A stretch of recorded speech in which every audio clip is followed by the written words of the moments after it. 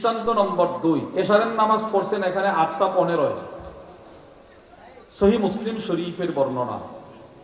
ওয়া আন আবি হুরায়রা রাদিয়াল্লাহু তাআলা আনহু قال হযরত আবু হুরায়রা রাদিয়াল্লাহু তাআলা আনহু থেকে বর্ণিত, তিনি বলেন ক্বালা রাসূলুল্লাহ সাল্লাল্লাহু আলাইহি ওয়াসাল্লাম, আবু হুরায়রা বলেন নবীজি বলেন লাউলা আন আশক্কা আলা উম্মতি ওয়া ফি রিওয়ায়া আলাল মুমিনিন লা আমারতুহুম আন ইউআখিরুল ইশা ইলা সুলুসিল লাইল আও নিসফিহি। নবীজি বলেন আমার উম্মতের কষ্ট হবে, এটা যদি আমি চিন্তা না করতাম তাহলে এশারের নামাজটা রাতের 1/3 পর্যন্ত আমি বিলম্বিত করার আদেশ করতাম। এই 8টা-7টা বাজে এশার করা যাবে না, এশার পড়তে হবে 11টায়, এশার পড়তে হবে 10:30টায়। আচ্ছা বলেন তো 10:30টায় যদি এশারের নামাজ হইতো তো কি পরিমাণ মানুষ এশার ছেড়ে দিত? অনেকে ঘুমায় যেত। আরে কষ্ট হইতো না? হইতো না? বুঝেন আমার কথা, বুঝে না। এশারের নামাজ যদি 10টায় করা হইতো তাহলে কষ্টটা কি পরিমাণ হইতো? এবার যদি এশারের নামাজ রাত 12টায় হইতো তো কষ্ট কেমন হইতো বলেন তো? নবীজি বলেন আমার উম্মতের কষ্ট হবে যদি এটা আমি চিন্তা না করতাম, তো এশারের নামাজটা আমি রাতের 1/3 দিয়ে দিতাম, অথবা অর্ধরাত পার হওয়ার পরে বলতাম তোমরা এশার পড়ো, আমি জানি আমার উম্মতের কষ্ট হবে।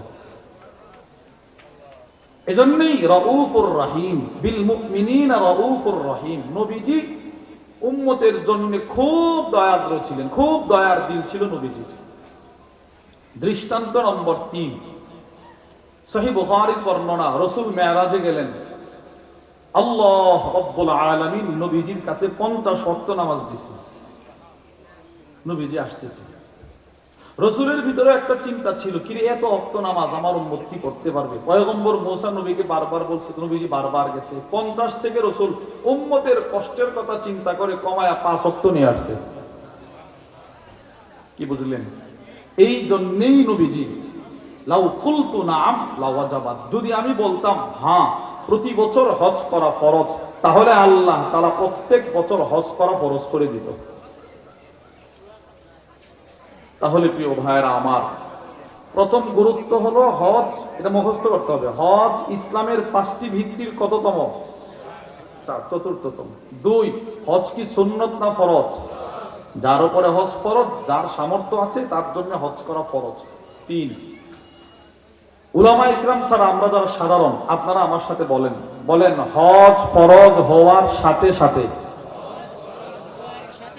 করে ফেলা, নবীজির ওসিয়ত।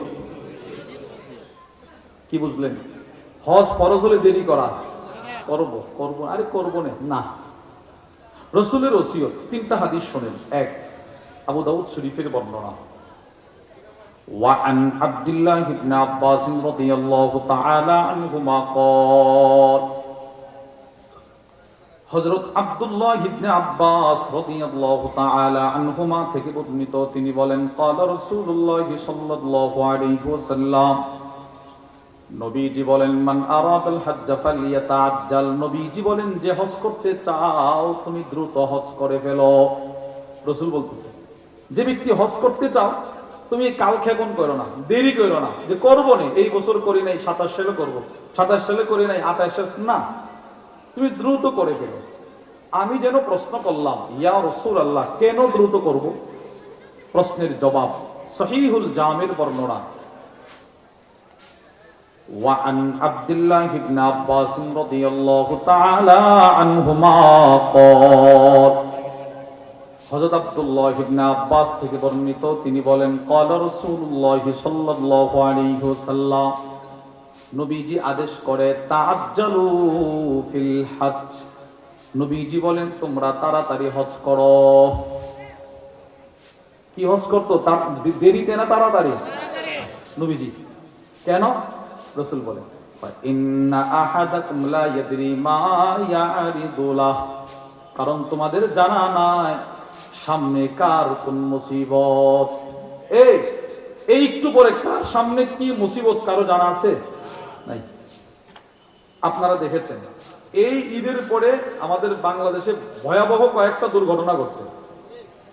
একটা দুর্ঘটনা হলো বাস ফেরিতে উঠছে, 2 সেকেন্ড এর ব্যবধানে পানির নিচে চলে গেছে। দেখছেন না আপনারা? আচ্ছা, এই বাসে মানুষ ছিল না? ছিল না? তারা কি 1 মিনিট আগে জানতো সামনে এত বড় মুসিবত? না। একটা কিতাব আছে, আল খাউফু মিনাল্লাহ, অনেক সুন্দর কিতাব। ওই কিতাবের মধ্যে আছে মানুষ একটা চোখের পলক ফেলেছে, পরবর্তী পলক ফেলার আগে কোন মুসিবত এটাও মানুষের জানা নাই।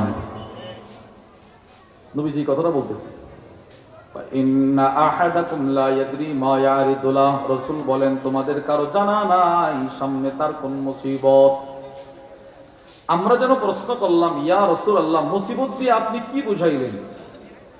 আবার আবু দাউদ শরীফের হাদিস, নবীজি বলেন, ওয়া আন আব্দুল্লাহ ইবনে আব্বাস রাদিয়াল্লাহু তাআলা আনহুমা ক্বাল, হযরত আব্দুল্লাহ ইবনে আব্বাস থেকে বর্ণিত, ক্বালা রাসূলুল্লাহ সাল্লাল্লাহু আলাইহি ওয়াসাল্লাম, নবীজি বলেন, মান আরাদাল হজ্জ ফালিয়াতাআজ্জাল, নবীজি বলেন যে হজ করতে চাও আমার উম্মত তুমি তাড়াতাড়ি হজ করে ফেলো। কেন?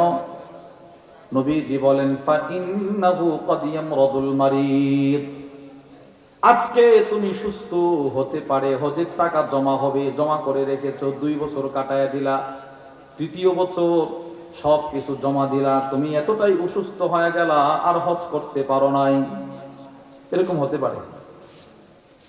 2, আও তাদিল্লু দাল্লাহ, যেই টাকাগুলো সঞ্চয় করে রাখলা টাকাগুলো উধাও হয়ে গেছে, নষ্ট হয়ে গেল। একদিন রাতে ঘুমাইলা, হঠাৎ করে পেটে একটু ব্যথা অনুভব করলা, গেলা ডাক্তারের কাছে, বলল কিডনি শেষ, লিভার শেষ, অপারেশন করতে হবে। কত টাকা? 20 লক্ষ টাকা। আয় হে, হজের জন্য জমা করছিলাম 10 লক্ষ, 20 লক্ষ গেল, চলে গেল।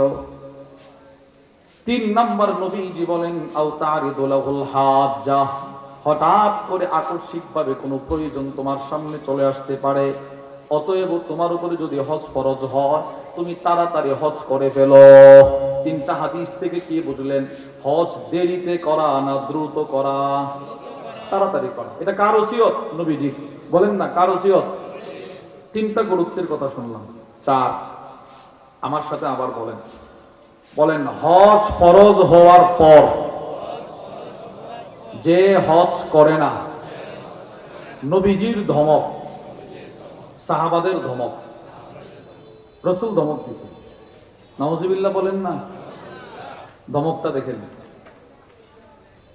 তিরমিজি শরীফের বর্ণনা, ওয়ান উমর ইবনে খাত্তাব রাদিয়াল্লাহু তাআলা আনহু ক্বাল, হযরত উমর থেকে বর্ণিত, নবীজি বলেন, মান মালাকা যাতান ওয়া রাহিলা, এই হাদিসটি আলী থেকেও বর্ণিত। ওয়া আন আলী ইবনে আবি তালিব রাদিয়াল্লাহু তাআলা আনহু ক্বাল, হযরত আলী থেকে বর্ণিত, নবীজি বলেন, মান মালাকা যাতান ওয়া রাহিলা, আল্লাহর রাসূল বলেন, আল্লাহ তাআলা আমার যে উম্মতকে বাইতুল্লাহ পর্যন্ত পৌঁছার সক্ষমতা দিল, তুবাল্লিগুহু ইলা বাইতিল্লাহ, বাইতুল্লাহ পর্যন্ত পৌঁছার সক্ষমতা আল্লাহ যাকে দিল, টাকা পয়সা পাথেও যাকে দিল, লাম ইয়াহুজ্জা, এরপরেও সেই অপদার্থ হজ করে নাই, এরকম মানুষ এলাকায় নাই। এই জন্য আমি আগে বলছি, হজ আর যাকাত এই 2টা ইবাদত, মালি ইবাদত, তো এটা আমাদের কাছে খুবই অবহেলিত একটা ইবাদত।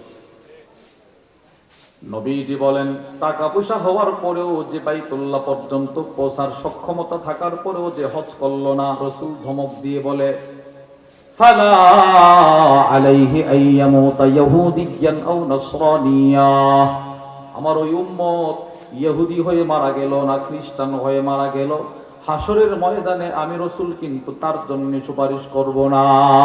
নাউজুবিল্লাহ বলেন। হাসরের ময়দান কিন্তু অনেক কঠিন ময়দান। আবু দাউদ শরীফের বর্ণনায় এক ভয়াবহ হাদিস নিয়ে আসছেন। আম্মা জান আয়েশা, হযরত আনাস বলে